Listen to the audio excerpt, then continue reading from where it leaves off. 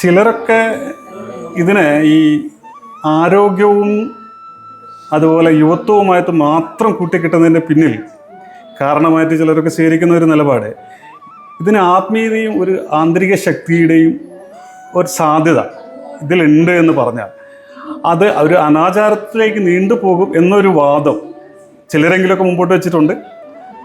അതെന്ന് പറഞ്ഞാൽ അവരതിനെ തള്ളിക്കളയുന്നു എന്നാണ് അർത്ഥം, ഈ ചില യോഗ സെൻ്ററുകളിലെ ആളുകൾ തന്നെ. അതും ഇതും തമ്മിൽ എങ്ങനെയാണ് പൊരുത്തപ്പെട്ടത്? അത് യോഗ എന്നുള്ള പേര് ഇന്ന് ലോകം മുഴുവൻ വളരെ ഫെമിലിയറാണ്. അപ്പോൾ യോഗ എന്ന് പറഞ്ഞുകൊണ്ട് എന്തു കൊടുത്താലും ആളുകൾ സ്വീകരിക്കുന്ന ഒരു നിലയിലേക്ക് കാര്യങ്ങൾ വന്നിട്ടുണ്ട്. അന്താരാഷ്ട്ര യോഗാ ദിനം വന്നു. അതുപോലെ തന്നെ അമേരിക്കയിൽ, അതുപോലെ മറ്റ് യൂറോപ്യൻ രാജ്യങ്ങളിലൊക്കെ യോഗ ഒരു പാഷനായി മാറി. അത് കണ്ടിട്ട് ഇന്ത്യയിലും യോഗ ചെയ്യുന്നത് ഒരു എൻ്റെ സ്റ്റാറ്റസ് ഉയർത്താൻ നല്ലതാണ് എന്നുള്ള ഭാവത്തിലേക്കൊക്കെ ആളുകൾ വന്നു. അപ്പോൾ ഈ സമയത്ത് ഈ യോഗ ശാരീരികമായിട്ടുള്ള ആരോഗ്യത്തിനും അതുപോലെ ശരീര സൗന്ദര്യ വർധനവിനും ഭാരം കുറയ്ക്കുന്നതിന് വേണ്ടിയൊക്കെ ഉള്ള മറ്റ് വ്യായാമ പദ്ധതികളെ പോലെ തന്നെയാണ് എന്ന് വരുത്തി തീർക്കാനും ഇതിൻ്റെ ആധ്യാത്മിക വശങ്ങളിലേക്ക് ആളുകൾ കടന്നു ചെല്ലാതിരിക്കാൻ, ആധ്യാത്മിക വശം എന്ന് വെച്ചാൽ ഇതിൻ്റെ നമ്മളെ ഉള്ളിലേക്ക് നോക്കാനുള്ള ശേഷിയെ പ്രചോദിപ്പിക്കുന്നതായിട്ടുള്ള കാര്യങ്ങളെ ലേക്ക് പോകാതിരിക്കുകയും ചെയ്യുന്നതിനും വേണ്ടി, അല്ലെങ്കിൽ മറ്റു ചില ആളുകളുടെ മനസ്സിലുള്ള ഒരു സംഭവമാണ് യോഗ ഹിന്ദു മതത്തിൻ്റെ ഒരു അനുഷ്ഠാനമാണ്, അല്ലെ ആചരണമാണ്. അപ്പോൾ അതുകൊണ്ട് തന്നെ നമ്മൾ അത്തരത്തിലുള്ള ആചാരാനുഷ്ഠാന പദ്ധതികളെല്ലാം മാറ്റി നിർത്തിക്കൊണ്ട് ഡയറക്റ്റ് നമ്മളുടെ ശരീരത്തിനും മനസ്സിനും വേണ്ടത് മാത്രം എടുത്ത് നൽകുകയാണ് എന്നൊക്കെ പറയുന്ന ഒരു സാഹചര്യം ഉണ്ടായത്. തീർച്ചയായിട്ടും ഈ കയ്യും കാലും കണ്ണും മൂക്കും ചെവിയൊക്കെ ചേരുമ്പോഴാണ് ഞാനാവുന്നത്. അതിനകത്ത് ഏതെങ്കിലും ഒന്നോ രണ്ടോ വശങ്ങൾ മാത്രം മുറിച്ചെടുത്ത് ഇന്നതാണ് പ്രവീൺ എന്ന് പറഞ്ഞാൽ അത് പൂർണ്ണമല്ലാത്തതുപോലെ അത് അപൂർണമായിരിക്കും. തീർച്ചയായിട്ടും നമ്മൾ സ്വീകരിക്കുകയാണെങ്കിൽ ഹഠയോഗത്തെ സ്വീകരിക്കുന്നു. അതിന് എല്ലാത്തിൻ്റെയും ബേസ് വരുന്നത് തന്നെ ഹഠയോഗ ശാരീരികമായിട്ടുള്ള ശേഷിയെ പ്രയോജനപ്പെടുത്താൻ വേണ്ടിയാണ്. എല്ലാത്തിൻ്റെ അടിസ്ഥാനം വരുന്നത് പാതഞ്ജലി യോഗാസൂത്രമാണ്. ആ പാതഞ്ജലി യോഗാസൂത്രത്തെ പതഞ്ജലി മഹർഷിയുടെ ആ 8 പടവുകളോടുകൂടിയ ആ ഒരു ഫിലോസഫിയെ സ്വീകരിച്ചുകൊണ്ട് മുന്നോട്ട് പോകുമ്പോൾ മാത്രമേ അത് യോഗം ആവുകയുള്ളൂ. എങ്കിൽ മാത്രമേ അതിന് പൂർണ്ണതയുണ്ടാവൂ. എന്ന് പറഞ്ഞാൽ ഇതിന് ഈ ആത്മീയതയുമായിട്ട് മാറ്റി നിർത്തിയിട്ട് കേവല ഫിറ്റ്നസ് അല്ലെങ്കിൽ ആരോഗ്യം, യുവത്വം എന്നൊരു കൺസെപ്റ്റ് കേവല ഫിറ്റ്നസ്സിന് വേണ്ടിയാണെങ്കിൽ നമുക്ക് എത്ര മാർഗങ്ങൾ വേറെ ഉണ്ട്. ഓക്കെ, അപ്പോൾ അതിനെ യോഗ എന്ന് വിളിക്കേണ്ട ആവശ്യമില്ല. ഈ യോഗാസനം എന്ന് പറയുന്നത് ഒരു പുരാതനമായ ഒരുപാട് കാലഘട്ടങ്ങൾക്ക് മുമ്പേ രൂപപ്പെട്ട ഒരു കൺസെപ്റ്റായിട്ടാണ് നമ്മൾ എല്ലായിടത്തും കണ്ടിട്ടുള്ളത്. പക്ഷേ ഇതുമായിട്ട് ബന്ധപ്പെട്ടുള്ള ചില യോഗാസനങ്ങൾ ഇന്ന് നിലവിൽ എല്ലായിടത്തും സ്വീകരിച്ചിട്ടുള്ള, എല്ലാവരും ചെയ്തുകൊണ്ടിരിക്കുന്ന യോഗാസനങ്ങളൊക്കെ അതൊക്കെ ചിട്ടപ്പെട്ട് വന്നിട്ട് അല്ലെങ്കിൽ രൂപപ്പെട്ട് വന്നിട്ട് ഏതാണ്ട് 100-ൽ താഴെ വർഷങ്ങളെ ആയിട്ടുള്ളൂ എന്ന് പല പുസ്തകങ്ങളിലൂടെയും വ്യക്തമാക്കുകയാണ്. അത് തമ്മിൽ എങ്ങനെയാണ്? അപ്പോൾ ഈ യോഗാസനങ്ങൾ വളരെ 100 വർഷങ്ങൾക്ക് ശേഷവും കാഴ്ചപ്പാടുകൾ അതിന് മുമ്പും എന്ന് പറയുമ്പോൾ അവിടെ ഒരു അന്തരമില്ലേ? തീർച്ചയായിട്ടും ഉണ്ട്. അത് യോഗയെ വിമർശിക്കുന്ന ഒട്ടനവധി ആളുകളുണ്ട്. അപ്പോൾ ഏതൊരു ശാസ്ത്രത്തെയും വിമർശിക്കുകയും അതുപോലെ അനുകൂലിക്കുകയും പ്രശംസിക്കുകയും ചെയ്യുന്ന ആളുകളുണ്ടാവും. അപ്പോൾ യോഗ നല്ല രീതിയിൽ സാമൂഹിക പ്രസക്തമായിട്ടുള്ള ഒന്നായി മാറിക്കൊണ്ടിരിക്കുന്ന സാഹചര്യത്തിലാണ് യോഗ വിമർശകന്മാർ ഉണ്ടായത്. അപ്പോൾ യോഗ വിമർശകന്മാർ ഉന്നയിച്ചിട്ടുള്ള വളരെ പ്രധാനപ്പെട്ടൊരു ആരോപണം തന്നെയാണിത്. അപ്പോൾ ഇവിടെ നമ്മൾ മനസ്സിലാക്കേണ്ടത് യോഗ എന്ന് പറയുന്ന യോഗാസനങ്ങൾ രൂപപ്പെട്ടിട്ടുള്ളത് നമ്മുടെ സമൂഹത്തിലെ സചേതനവും അചേതനവുമായിരിക്കുന്ന സ്ഥാവരജംഗമ വസ്തുക്കളും ജീവജാലങ്ങളെയും നിരീക്ഷിച്ചതിൻ്റെ അടിസ്ഥാനത്തിൽ രൂപപ്പെട്ടതാണ്. കാരണം ലോകത്തിലെ ഏറ്റവും അനുകരണശേഷിയുള്ള ജീവി മനുഷ്യനാണ്. ഇപ്പോൾ നമ്മൾ ചാൾസ് ഡാർവിൻ്റെ പരിണാമ സിദ്ധാന്തം എടുക്കുകയാണെങ്കിലും നമ്മളുടെ അറിവിൽ ഏറ്റവും ലേറ്റസ്റ്റ് ആയിട്ടുള്ള ജീവി മനുഷ്യനാണ്. അതുപോലെ ഭാരതീയ തത്വചിന്ത പ്രകാരം നായായി നരിയായി അങ്ങനെ 84 ലക്ഷം യോനികളിലൂടെ സഞ്ചരിച്ചാണത്രേ ഒരു വ്യക്തി മനുഷ്യനായി തീരുന്നത്.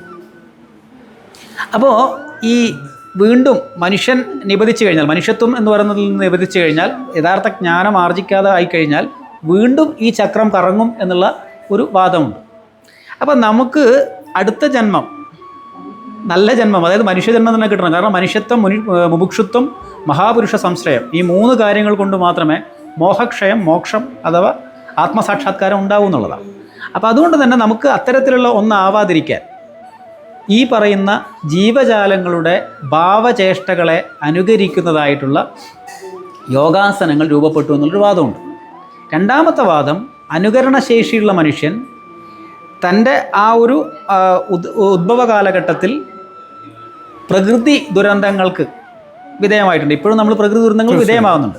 അന്നത്തെ കാലത്ത് പ്രകൃതി ദുരന്തങ്ങൾക്ക് വിധേയമാകുമ്പോൾ ഇവൻ്റെ ചുറ്റുവട്ടത്തുള്ള ജീവജാലങ്ങൾ, മാനാവട്ടെ, പുലിയാവട്ടെ, പൂച്ചയാവട്ടെ, എന്തൊക്കെ ജീവജാലങ്ങളുണ്ടോ ആ ജീവജാലങ്ങളെല്ലാം തന്നെ പ്രകൃതി ദുരന്തത്തിൽ നിന്ന് വളരെ ഗംഭീരമായി രക്ഷപ്പെടുകയും ഏതൊരു സാഹചര്യത്തിലും പ്രകൃതിയോട് അനുകൂലമായി നിന്നുകൊണ്ട് അതിജീവിക്കുന്നതും കണ്ടിട്ടുണ്ട്. അപ്പോൾ എന്താണ് ഇതിൻ്റെ കാരണം എന്ന അന്വേഷണം അവനെ കൊണ്ട് എത്തിച്ചത് തീർച്ചയായിട്ടും ഈ പറഞ്ഞ ജീവജാലങ്ങളെ അനുകരിക്കുന്നതിലേക്കാണ്. നമുക്കൊരു ഉദാഹരണം പറയുകയാണെങ്കിൽ പല ആഫ്രിക്കൻ ഗോത്രങ്ങളിലും ഇന്നും നമ്മൾ പൊതുസമൂഹത്തിലേക്ക് ഇറങ്ങി വരാത്ത ആളുകൾ തലയിൽ തൂവലുകൾ വെച്ചിട്ടും അതുപോലെ മൃഗങ്ങളുടെ തോലുകൾ അണിഞ്ഞിട്ടും അതുപോലെ പല്ലുകൾ ദ്രംഷ്ടകൾ പോലുള്ളത് അണിഞ്ഞിട്ടും ഒക്കെ നടക്കുന്നത് കാണാൻ പറ്റും. അതുപോലെ മൃഗങ്ങളുടേത് പോലുള്ള പച്ച കുത്തിയിട്ട് ആ രൂപങ്ങളും ഭാവങ്ങളും. അപ്പോൾ അതായത് അന്ന് തൊട്ട് തന്നെ ജീവജാലങ്ങൾ ഏറ്റവും ശക്തമായിട്ടുള്ള ഏതാണോ, ശാന്തമായിട്ടുള്ള ഏതാണോ, ഇതിനെല്ലാം സൂക്ഷ്മമായി നിരീക്ഷിച്ചവനാണ് മനുഷ്യൻ. അങ്ങനെ അനുകരണത്തിൻ്റെ ഭാഗമായിട്ടാണ് യോഗാസനങ്ങൾ രൂപപ്പെട്ടത്. അങ്ങനെ രൂപപ്പെട്ട ഒന്നിനെ കേവലം 100 വർഷങ്ങളായിട്ടേ ഉള്ളൂ എന്നൊക്കെ പറയുന്നത് തികഞ്ഞ അല്പത്തരവും അല്ലെങ്കിൽ ഈ ഒരു വിദ്യ കൂടുതൽ ആളുകളിലേക്ക് എത്താതിരിക്കണം എന്നുള്ള ഒരു ഹിഡൻ അജണ്ടയുടെയും ഭാഗമായിട്ട് മാത്രമായിരിക്കുമെന്നാണ് ഞാൻ മനസ്സിലാക്കുന്നത്. അപ്പോൾ അങ്ങനെയെങ്കിൽ നമ്മൾ പുരാതന കാലം മുതൽ, നൂറ്റാണ്ടുകൾക്ക് മുമ്പ് ഇത് രൂപപ്പെട്ട കാലം മുതൽ അനുവർത്തിച്ചു വന്ന യോഗാസനങ്ങൾ തന്നെയാണോ ഇപ്പോഴും തുടരുന്നത്, അതോ അത് പരിഷ്കരിക്കപ്പെടുന്നുണ്ടോ? തീർച്ചയായിട്ടും പരിഷ്കരിക്കപ്പെടും. കാരണം എന്താണെന്ന് വെച്ചാൽ നമ്മൾ ശ്രുതി സ്മൃതി പുരാണം എന്ന് പറയും.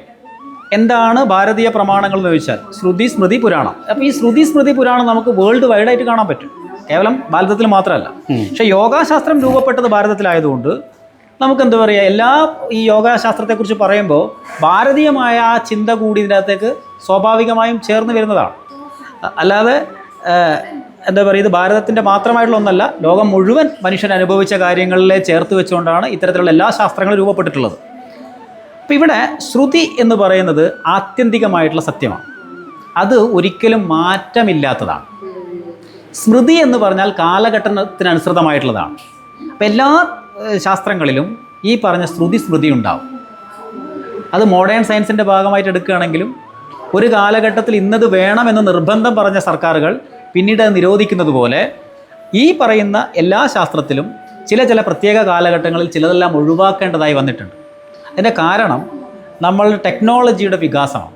ആ ടെക്നോളജിയുടെ വികാസത്തിനനുസൃതമായി ശാരീരിക മാനസിക പ്രവർത്തനങ്ങളിൽ വന്ന മാറ്റത്തിനെ ഓവർകം ചെയ്യുന്നതിന് വേണ്ടി പുതിയ അഭ്യാസ മുറകൾ കൂടി ഒരുപക്ഷെ ഇതിനോടൊപ്പം ചേർന്നിട്ടുണ്ടാകും. പക്ഷേ അതിൻ്റെ ഏറ്റവും അടിസ്ഥാനമായിരിക്കുന്ന ആസനവിധികളെല്ലാം തന്നെ അതേപോലെ നിലനിൽക്കുന്നുണ്ട്. ആ ആസനങ്ങളിലേക്ക് എത്തുന്നതിന് വേണ്ടിയുള്ള വ്യായാമങ്ങളിലാണ് ഈ പറഞ്ഞതുപോലെ അപ്ഡേഷൻ വന്നിട്ടുണ്ടാവുക.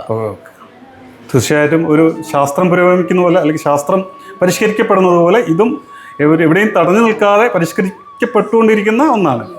വിനിമയം ചെയ്യാത്തത് ഭാഷയല്ല എന്ന് പറയുന്നത്. വിനിമയം ചെയ്യാൻ പറ്റാത്തതിനെ നമുക്ക് ധനമെന്നോ പണമെന്നോ വിളിക്കാൻ പറ്റില്ല. അതുപോലെ വിനിമയം ചെയ്യാത്തതൊന്നും പുതുക്കപ്പെടാത്തതൊന്നും ഈ പറഞ്ഞതുപോലെ നിലനിൽക്കില്ല. തീർച്ചയായിട്ടും ഇത് അങ്ങനെ തന്നെ സംഭവിക്കുന്നതാണ്. ഇനിയും ഭാവിയിലേക്ക് വരുന്തോറും പുതിയ ആസനങ്ങളും പുതിയ രീതികളും എല്ലാം തന്നെ ഇതിനോടൊപ്പം വന്നു ചേരുക തന്നെ ചെയ്യും. സാഹചര്യങ്ങൾക്കനുസരിച്ച് രൂപപ്പെട്ടുകൊണ്ടേയിരിക്കും വന്നു ചേരും. നമ്മുടെ മറ്റ് വിദേശ രാജ്യങ്ങൾ, യൂറോപ്യൻ രാജ്യങ്ങളിലൊക്കെ ആണെങ്കിലും യോഗ വളരെയധികം ശ്രദ്ധിക്കപ്പെട്ടുകൊണ്ടിരിക്കുന്നു, വളരെയധികം ആളുകൾ സ്വീകരിച്ചുകൊണ്ടിരിക്കുന്നു. അവിടെ പക്ഷെ വ്യത്യസ്തമായ ചില ഹോട്ട് യോഗ, ബിയർ യോഗ എന്ന് പറയുന്ന പല രീതിയിലുള്ള ചില ചെറിയ വ്യത്യസ്തമായ യോഗ രീതികൾ പല സ്ഥലങ്ങളിലും പ്രചാരത്തിലുണ്ട്. അവിടെ ആളുകൾ കൂടുന്നുണ്ട്, അവിടെയും സജീവമായ സാന്നിധ്യം ആളുകളുണ്ട്. അതും നമ്മളിവിടെ അനുവർത്തിക്കുന്ന ഈ യോഗയും തമ്മിലുള്ള ആ ഒരു കമ്പാരിസൺ. യോഗ എന്ന് കേൾക്കുമ്പോൾ ഇപ്പോൾ ഭൂരിപക്ഷം ആളുകളുടെ മനസ്സിലേക്ക് വരിക ശാന്തമായ, സുന്ദരമായ, ആരോഗ്യസമ്പുഷ്ടമായ ജീവിതം നയിക്കുവാൻ ഉതകുന്ന ഒരു ജീവിത പദ്ധതി എന്നുള്ളതാണ്. അങ്ങനെയുള്ളൊരു ജീവിത പദ്ധതി, ആ പേര് അത്തരത്തിലുള്ള ഒരു അർത്ഥമാണ് അനർത്ഥമാക്കുന്നത് അല്ലെങ്കിൽ ദ്യോതിപ്പിക്കുന്നത്. അപ്പോൾ അതിനോടൊപ്പം ബിയർ കൂടി കഴിച്ചുകൊണ്ട് യോഗ ചെയ്യാം എന്ന് കേട്ടാൽ ബിയർ പ്രേമികളായിട്ടുള്ള ആളുകളെ സംബന്ധിച്ച് ഒരു തള്ളിക്കയറ്റം ഉണ്ടാവും. അതുപോലെ തന്നെ ഇത് പെട്ടെന്ന് തന്നെ നിങ്ങൾക്ക് ഇന്ന ഗുണഗണങ്ങൾ നൽകും, ഇന്നത് കൂടി ചേർത്താൽ എന്ന് പറഞ്ഞാൽ അത്തരത്തിലുള്ള കാര്യങ്ങളിലേക്ക് പോകാൻ ആൾക്കാരുണ്ടാവും. നേരത്തെ പറഞ്ഞല്ലോ ബിസിനസ് എന്ന് പറഞ്ഞ സംഭവം ഉണ്ടല്ലോ, തീർച്ചയായും ഇത് പച്ചയായ ബിസിനസ്സാണ് 100%. അല്ലാതെ അതിൻ്റെ അകത്ത് ഗുണമുണ്ടോ ഇല്ലയോ എന്ന് ചോദിച്ചാൽ ഏതൊരു പ്രവൃത്തിക്കും ഗുണവുമുണ്ട് ദോഷവുമുണ്ട്. പക്ഷേ യോഗാശാസ്ത്രത്തിൻ്റെ ആ ഒരു തത്വചിന്താ പ്രകാരം, അല്ലെങ്കിൽ അതിൻ്റെ ആ ശാസ്ത്രം നമുക്ക് മുന്നോട്ട് വെച്ചിട്ടുള്ള പ്രകാരം ഈ ഹോട്ട് യോഗ, ബിയർ യോഗ ഒന്നും തന്നെ അത്രമാത്രം പ്രോത്സാഹിപ്പിക്കപ്പെടേണ്ട ഒന്നല്ല. പിന്നെ യൂറോപ്പിലാണ് ഇത് വന്നതെന്ന് പറഞ്ഞു. യൂറോപ്പിലെ കാലാവസ്ഥ പ്രകാരം നല്ല തണുപ്പാണ് അവിടെ. ആ തണുപ്പത്ത് കുറച്ച് മസാലയും അതുപോലെ തന്നെ ഇത്തരത്തിലുള്ള എന്തെങ്കിലും കാര്യങ്ങളൊക്കെ അവർക്കൊരു ഉന്മേഷം നൽകാനും അവരുടെ ഒരു ഊർജ്ജസ്വലത വർദ്ധിപ്പിക്കാനൊക്കെ സഹായകരമാകുന്ന ഒന്നായിരിക്കാം. ഇപ്പം നമ്മൾ മിലിറ്ററിയിലൊക്കെ പോകുന്ന ആളുകൾക്ക്, സിയാച്ചിനിലൊക്കെ വർക്ക് ചെയ്യുന്ന സമയത്തൊക്കെ മദ്യം സർക്കാർ തന്നെ അനുവദിക്കുന്നുണ്ടെന്ന് കേട്ടിട്ടുണ്ട്.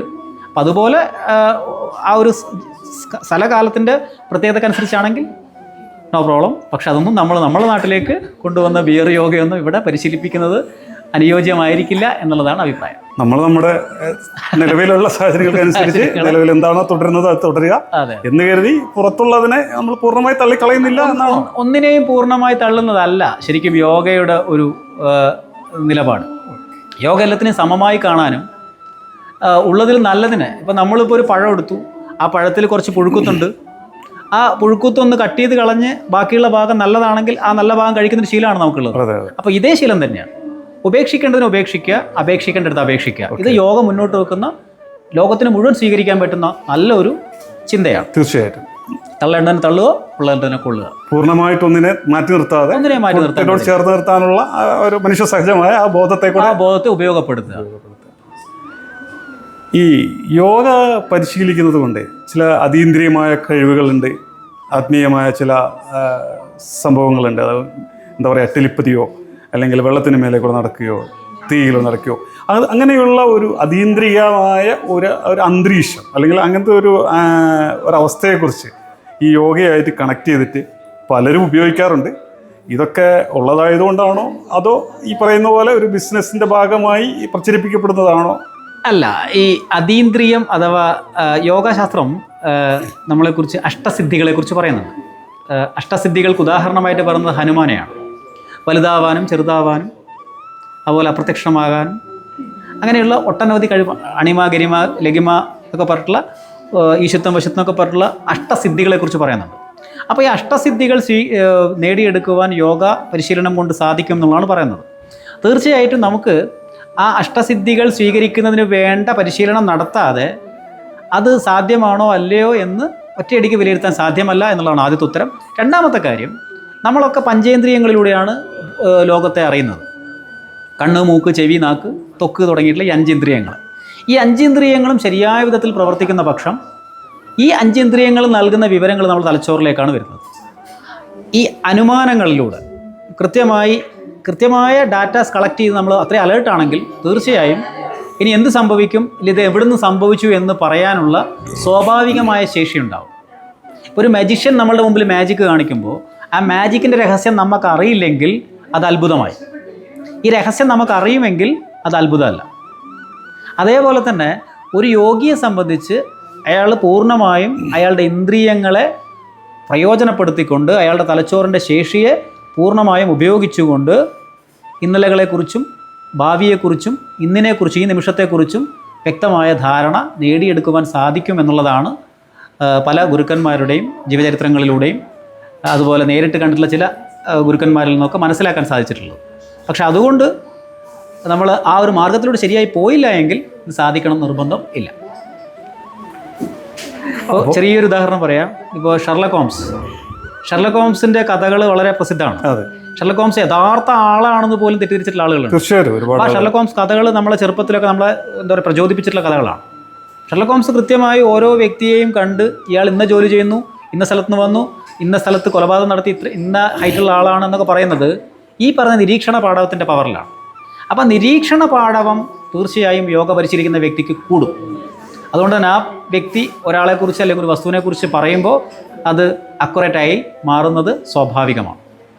അതിനെ പല ആളുകളും അതീന്ദ്രിയ ശക്തിയായി വ്യാഖ്യാനിക്കാറുമുണ്ട്. ഇത്തരത്തിലുള്ള വ്യാഖ്യാനങ്ങളാണോ ഒരുപക്ഷെ ഇന്ത്യക്ക് പുറത്ത് വരെ യോഗയ്ക്ക് ഇത്ര പ്രാമുഖ്യം കിട്ടിക്കൊണ്ടിരിക്കുമ്പോഴും ഇന്ത്യയിൽ മറ്റ് ചില മതവിഭാഗങ്ങളിൽപ്പെട്ട ആളുകൾ ഇത്തരം യോഗ ക്ലാസ്സുകളിൽ നിന്ന് അകന്നു നിൽക്കാൻ അവർക്ക് വേണ്ടപ്പെട്ടവരോട് അല്ലെങ്കിൽ അവരുടെ അനുയായികളോട് ആവശ്യപ്പെടുന്ന സാഹചര്യങ്ങളൊക്കെ നമ്മൾ കേട്ടിട്ടുണ്ട്. സോഷ്യൽ മീഡിയയിൽ കൂടെയും അല്ലാതെയൊക്കെ അത്തരം സംഭവം കേട്ടിട്ടുണ്ട്. അത് അങ്ങനെ സംഭവിക്കുന്നതിൻ്റെ കാരണം ഒരുപക്ഷെ ഇതുകൂടി ആയിക്കൂടെ? തീർച്ചയായിട്ടും ആവാം. അതായത് ഏതൊരു കാര്യം ചെയ്യുമ്പോഴും അമ്മയെ തല്ലാൻ രണ്ടുണ്ട് പക്ഷം എന്ന് പറഞ്ഞതുപോലെ രണ്ട് പക്ഷങ്ങളുണ്ടാകാം. രണ്ടല്ല, എത്ര മനുഷ്യരുണ്ടോ അത്രയും പക്ഷങ്ങളുണ്ടാകാം, അതാണ് സത്യം. പക്ഷെ എന്നാലും പ്രബലമായ രണ്ട് പക്ഷങ്ങളുണ്ടാവും. പിന്നെ എല്ലാവരും സൂപ്പർ ഹീറോ ആവാനും സൂപ്പർ ഹീറോകളെ ആദരിക്കുവാനും ആഗ്രഹിക്കുന്നവരാണ്. ഇപ്പോൾ നമുക്ക് തമിഴ്നാട്ടിൽ രജനീകാന്ത് ഉണ്ട്, കേരളത്തിൽ സുരേഷ് ഗോപി ഉണ്ട്. അതുപോലെ ഓരോ സ്ഥലത്ത് പോയാലും നമുക്ക് ഓരോ സൂപ്പർ ഹീറോസ് ഉണ്ടാവും. അപ്പോൾ നമ്മൾ പുറത്തേക്ക് പോകണ ബാറ്റ്മാൻ, സ്പൈഡർമാൻ, ഹിറ്റ്മാൻ, അയൺമാൻ, അങ്ങനെ ഒരുപാട് അതീന്ദ്രിയ ശക്തികളുള്ള അല്ലെങ്കിൽ അത്ഭുത ശക്തികളുള്ള ആളുകളുണ്ട്. അപ്പോൾ എല്ലാവർക്കും സ്വന്തമായിട്ട് ഇത്തരത്തിലാവാനുള്ള ആഗ്രഹങ്ങളുണ്ട്. അപ്പോൾ അത്തരത്തിലുള്ള ആവാൻ സാധിക്കും ഇത്തരത്തിലുള്ള കാര്യങ്ങൾ ചെയ്താൽ, അല്ലെങ്കിൽ യോഗ ചെയ്താൽ, അല്ലെങ്കിൽ ഇത്തരത്തിലുള്ള ശാസ്ത്രങ്ങളിലൂടെ മുന്നോട്ട് പോയാൽ എന്ന് കേൾക്കുമ്പോൾ ആളുകൾ വരാനുള്ള സാധ്യത വളരെ കൂടുതലാണ്. പക്ഷേ യോഗയിലേക്ക് വന്നതിന് ശേഷം എന്താണ് യോഗ, എന്തിനാണ് യോഗ, യോഗ കൊണ്ട് എന്താണ് യഥാർത്ഥത്തിൽ ഉദ്ദേശിക്കുന്നത് എന്നുള്ള ശരിയായ ജ്ഞാനം കിട്ടിക്കഴിയുമ്പോൾ ഇത്തരത്തിലുള്ള ആ ചിന്തകളിൽ നിന്നെല്ലാം മാറി, ആഗ്രഹങ്ങളിൽ നിന്നെല്ലാം മാറി അവനവനെ അറിയുന്നതിലേക്ക്, അവനവൻ്റെ സാക്ഷാത്കാരത്തിലേക്ക്, അങ്ങനെ സൂപ്പർ പവർ നേടിയെടുക്കുന്നതിലേക്ക് മനുഷ്യരെത്തും എന്നുള്ളതാണ് വസ്തുത. പിന്നെ യോഗയുടെ ഈ ഒരു പ്രചാരം, യോഗയ്ക്കെതിരായിട്ടുള്ള പ്രചാരണത്തെക്കുറിച്ചാണ്. യോഗയുടെ പ്രചാരം മറ്റ് മതവിഭാഗങ്ങളെ, അത് ഹിന്ദുയിസത്തിലുള്ള മതങ്ങളുണ്ട്, ഈ ശൈവ, വൈഷ്ണവ, അതുപോലെ ശാക്തേയ, സ്കന്ദ തുടങ്ങിയിട്ടുള്ള ഇതിൻ്റെ അകത്ത് പോലും മതങ്ങളുണ്ട്. അതുപോലെ ക്രൈസ്തവ, ഇസ്ലാമിക, അതുപോലെ എന്തൊക്കെ മതങ്ങൾ ലോകത്തുണ്ട് അത്രയും മതങ്ങളെ ഇതിൻ്റെ ഒരു സ്വതന്ത്രമായ ചിന്താ പദ്ധതി, അവനവനിലേക്ക് മാത്രം എന്ന കേന്ദ്രീകരണം, അല്ലെങ്കിൽ ആത്മസാക്ഷാത്കാരമാണ് ലക്ഷ്യമെന്നുള്ള, അല്ലെങ്കിൽ ഈശ്വര സാക്ഷാത്കാരമാണ് ലക്ഷ്യമെന്നുള്ള, അല്ലെ അതിന് ഇന്ന ചെറിയ ചെറിയ ലഘുവായിട്ടുള്ള മാർഗ്ഗങ്ങൾ മതി എന്നുള്ള ഒരു കൺസെപ്റ്റ് അവരുടെ ആ ഒരു ഇൻസ്റ്റിറ്റ്യൂഷനെ തകർക്കുമോ എന്നുള്ള ഭയം പല സംഘടനകൾക്കും ഉണ്ടായപ്പോഴാണ് യോഗക്കെതിരെയുള്ള പ്രചാരണങ്ങൾ ശക്തമായത്. പക്ഷേ അവരിൽ പലരും, ഈ പറഞ്ഞ നേതാക്കന്മാരിൽ പലരും യോഗ രഹസ്യമായോ പരസ്യമായോ പരിശീലിക്കുന്നുണ്ടെന്നുള്ളതാണ് വസ്തുത. യോഗ ഒരു മതത്തിനും ഒരു വിശ്വാസത്തിനും എതിരല്ല. യോഗ ഒരു രാഷ്ട്രീയത്തിനും ഏതെങ്കിലും ഒരു രാഷ്ട്രത്തിനോ ഏതെങ്കിലും ഒരു അതിർത്തികൾക്കോ അതീതവുമല്ല. അത് സർവ്വലൗകികമായിട്ടുള്ള ശാന്തിയെ പ്രദാനം ചെയ്യുവാനുള്ള ശരിയായിട്ടുള്ളൊരു ജീവിത പദ്ധതിയാണ്. വളരെ വളരെ നന്നായി അതിനെക്കുറിച്ച് അവതരിപ്പിച്ചു. ഇത്രയും അതിർവരമ്പുകളില്ലാത്ത, വേർതിരിവുകളില്ലാത്ത, ആർക്കും സ്വീകരിക്കാൻ പറ്റാത്ത ഒന്നാണ് യോഗ എന്നുള്ളത്. ആർക്കും സ്വീകരിക്കാൻ പറ്റുന്ന, അനുവർത്തിക്കാൻ പറ്റുന്ന, മാനസികമായി നല്ല മനസ്സുള്ളവർക്ക് സ്വീകരിക്കാൻ കഴിയുന്ന സംഭവമാണെന്ന് ഇങ്ങനെ അവതരിപ്പിച്ചു. എങ്കിലും ഇതൊക്കെ ഇത്രയൊക്കെ പബ്ലിക് ഡൊമൈനിൽ ഇപ്പോൾ തങ്ങളെപ്പോലുള്ളവർ അവതരിപ്പിച്ചിട്ടും ഇന്നും ഈ യോഗ ഒരു അശാസ്ത്രീയമായ കാര്യമാണ്, അതൊരു തട്ടിപ്പിൻ്റെ വഴിയാണ്, അതിൽ പ്രത്യേകിച്ച് കാര്യങ്ങളില്ല എന്നുള്ള ഒരു വലിയ വാദം നിലനിൽക്കുന്നുണ്ട്. അവരെക്കുറിച്ച് എന്താ പറയാനുള്ളത്? തീർച്ചയായിട്ടും നമ്മൾ ഉള്ളത് ഭാരതത്തിലാണ്. ഭാരതത്തെക്കാൾ സ്വാതന്ത്ര്യമുണ്ട് എന്ന് പറയുന്ന യൂറോപ്യൻ കൺട്രീസ്, അതുപോലെ തന്നെ അമേരിക്കൻ രാജ്യങ്ങളൊക്കെ നമുക്ക് ലോകത്തിൽ മുമ്പിലുണ്ടെങ്കിലും ഇന്ന് ഭാരതത്തിലിരുന്നുകൊണ്ട് നമുക്ക് നമ്മളുടെ അഭിപ്രായം തുറന്നു പറയാൻ സാധിക്കും. രാജ്യവിരുദ്ധമായിട്ടുണ്ടെങ്കിൽ മാത്രമേ നമുക്ക് എതിർപ്പുണ്ടാവുള്ളൂ. ഇപ്പോൾ യോഗയെക്കുറിച്ച് പറയുന്നത് കൊണ്ട് ഒരിക്കലും രാജ്യവിരുദ്ധമാകുന്നില്ല, അതുകൊണ്ട് തന്നെ പറയാം. അപ്പോൾ പല ആളുകളും യോഗയെക്കുറിച്ച് നല്ലതും ചീത്തയായിട്ടുള്ള അഭിപ്രായങ്ങൾ പറയും. അപ്പോൾ നിങ്ങൾക്ക് പൂർണ്ണ സ്വാതന്ത്ര്യമുണ്ട്, അതായത് ഇവിടെയുള്ള എന്നെ കേട്ടുകൊണ്ടിരിക്കുന്ന മുഴുവൻ ആളുകൾക്കും പൂർണ്ണ സ്വാതന്ത്ര്യമുണ്ട് ഞാൻ പറഞ്ഞത് ശരിയാണോ അല്ലയോ എന്ന് അന്വേഷിക്കാൻ.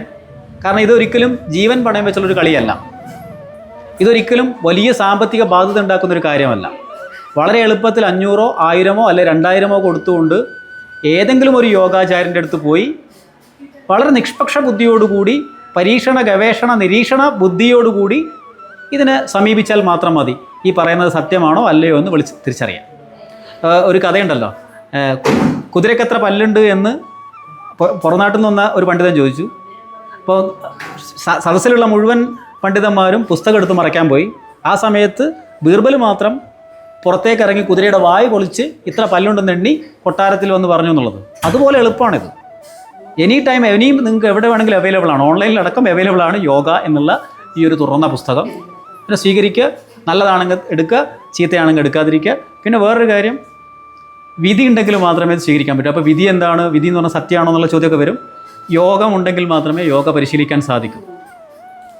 കാരണം എൻ്റെ ഒരു അനുഭവം വെച്ചാൽ ഇഷ്ടംപോലെ പണമുള്ള, ഇഷ്ടംപോലെ സമയമുള്ള, എല്ലാവിധ സൗകര്യങ്ങളുള്ള ആളുകൾ കഴിഞ്ഞ 13 വർഷമായിട്ട് ഞങ്ങൾ അടുത്ത ആഴ്ച മുതൽ ക്ലാസ്സിന് വരും, അടുത്ത ആഴ്ച മുതൽ ഞങ്ങൾ പരിശീലനത്തിന് വരും എന്ന് പറഞ്ഞിട്ട് വരാതിരിക്കുന്നുണ്ട്. ഒരു കയ്യിൽ പൈസയും ഇല്ല, അതുപോലെ സാഹചര്യങ്ങളും ഇല്ല, ഒരു താല്പര്യവും ഇല്ലാതെ പോലും ക്ലാസ്സിൽ വന്നിട്ടിരിക്കുന്ന ആളുകളും നമ്മളുടെ മുമ്പിലുണ്ട്. അപ്പോൾ ഇതെല്ലാം എന്തുകൊണ്ടെന്ന് ചോദിച്ചാൽ, ഇതെല്ലാം യോഗം ഉണ്ടെങ്കിൽ മാത്രമേ യോഗ ചെയ്യാൻ സാധിക്കൂ, യോഗമുണ്ടെങ്കിൽ മാത്രമേ ഈ ഒരു വെള്ളം പോലും കുടിക്കാൻ സാധിക്കൂ. അപ്പോൾ ഇത് നമ്മളുടെ ആ ഒരു എന്താ പറയുക, അവനവൻ്റെ ആ ഒരു വ്യക്തിത്വത്തിൻ്റെ മേലുള്ള ഒരു കോൺഫിഡൻസ് കുറഞ്ഞ ഇതിൽ പറയുന്നതല്ല, ഇതാണ് യാഥാർത്ഥ്യം. എൻ്റെ അഭിപ്രായത്തിലാണ്. തീർച്ചയായിട്ടും ഒരുപാട് സന്തോഷം യോഗയെക്കുറിച്ച് ഇത്രയും ഡീറ്റെയിൽ ആയിട്ട് സംസാരിക്കാൻ സാധിച്ചതിലും. ഒരു ജനാധിപത്യ സ്വഭാവമുള്ള ഒരു സംഭവമാണ് യോഗ എന്ന് വരെ താങ്കളിപ്പോൾ പറഞ്ഞു വെച്ചു. അതുമാത്രമല്ല, അത് പരിഷ്കരിക്കപ്പെടുന്നു എന്നുള്ളത് തന്നെ ഒരു വലിയ ഒരു സംഭവമാണ്. കാരണം പല പ്രത്യയശാസ്ത്രങ്ങളും പരിഷ്കരണത്തിനും മടി കാണിച്ച് ഉള്ളിലേക്ക് നിൽക്കുമ്പോൾ തീർച്ചയായിട്ടും അതിപുരാതന കാലത്ത് സ്റ്റാർട്ട് ചെയ്ത് പുത്തൻ ആശയങ്ങളിലൂടെ, പുത്തൻ യോഗാസനങ്ങളിലൂടെ മുമ്പോട്ട് വരുന്ന ഇതിനകത്ത് ഇനിയും കൂടുതൽ മുമ്പോട്ടേക്ക് പോകട്ടെ. ഒരുപാട് ആളുകളുടെ സാന്നിധ്യം താങ്കളുടെ യോഗ സെൻറ്ററും പഠിപ്പിക്കുന്ന മേഖലയായിട്ടുണ്ടാവട്ടെ എന്ന് ആശംസിക്കുന്നു. സന്തോഷം. നന്ദി, നമസ്കാരം. Thank you. പഠനത്തിന് ശേഷം ഏതൊരു വിദ്യാർത്ഥിയും സ്വപ്നം കാണുന്നത് ഉയർന്ന ശമ്പളമുള്ള ഒരു മികച്ച ജോലിയാണ്. എന്നാൽ നല്ലൊരു ജോലി ലഭിക്കണമെങ്കിൽ നമ്മൾ തിരഞ്ഞെടുക്കുന്ന ഓരോ കോഴ്സുകളും വളരെ ഇമ്പോർട്ടൻ്റ് ആണ്. തിരഞ്ഞെടുക്കുന്ന കോഴ്സുകൾ സർക്കാർ അംഗീകാരമുള്ളതാണോ, കേരള PSC അല്ലെങ്കിൽ എംപ്ലോയ്മെന്റ് രജിസ്ട്രേഷൻ യോഗ്യമാണോ എന്ന് ഉറപ്പുവരുത്തുക. അതിനായി നിങ്ങൾ തിരഞ്ഞെടുക്കേണ്ടത് ഉന്നത നിലവാരത്തിൽ തന്നെ പഠിക്കാൻ സഹായിക്കുന്ന ഒരു സർക്കാർ അംഗീകൃത ഇൻസ്റ്റിറ്റ്യൂട്ടാണ്. വിദഗ്ധരായ അധ്യാപകരുടെ നേതൃത്വത്തിൽ programming, accounting, designing, hospital administration, വിവിധ മാനേജ്മെന്റ് കോഴ്സുകളും കമ്പ്യൂട്ടറൈസ്ഡ് ഫാഷൻ ഡിസൈനിങ്, ബ്യൂട്ടീഷ്യൻ തുടങ്ങിയ കോഴ്സുകളും ഫേസ് ടു ഫേസ് ക്ലാസ്സായും ഓൺലൈൻ ക്ലാസ്സായും ഇവിടെ പഠിക്കാവുന്നതാണ്. നമ്മുടെ കൗൺസിലിംഗ് സെക്ഷൻ അനുയോജ്യമായ കോഴ്സുകൾ തിരഞ്ഞെടുക്കാൻ നിങ്ങളെ സഹായിക്കും. സൗജന്യ പ്ലേസ്മെന്റ് സർവീസിലൂടെ പഠനശേഷം കാലതാമസമില്ലാതെ തൊഴിൽ നേടാനും കഴിയുന്നതാണ്. വിവിധ മേഖലകളിൽ ഏതൊരു കോഴ്സും പഠിച്ച് ഉയരങ്ങൾ കീഴടക്കാൻ വയനാട് ഇൻസ്റ്റിറ്റ്യൂട്ട് നിങ്ങളെ സഹായിക്കുന്നു. ഏറ്റവും മികച്ച കോഴ്സുകൾ ഏറ്റവും മികച്ച സ്ഥാപനത്തിൽ നിന്ന് പഠിക്കുവാനായി ഇന്ന് തന്നെ ജോയിൻ ചെയ്യുക. Wayanad institute of skill excellence private limited, LBS skill centre, CDIT educational partner, Minnumani junction, coffee പാർക്കിന് സമീപം, മാനന്തവാടി. കൂടുതൽ വിവരങ്ങൾക്കായി താഴെ കാണുന്ന നമ്പറിൽ കോൺടാക്ട് ചെയ്യുക.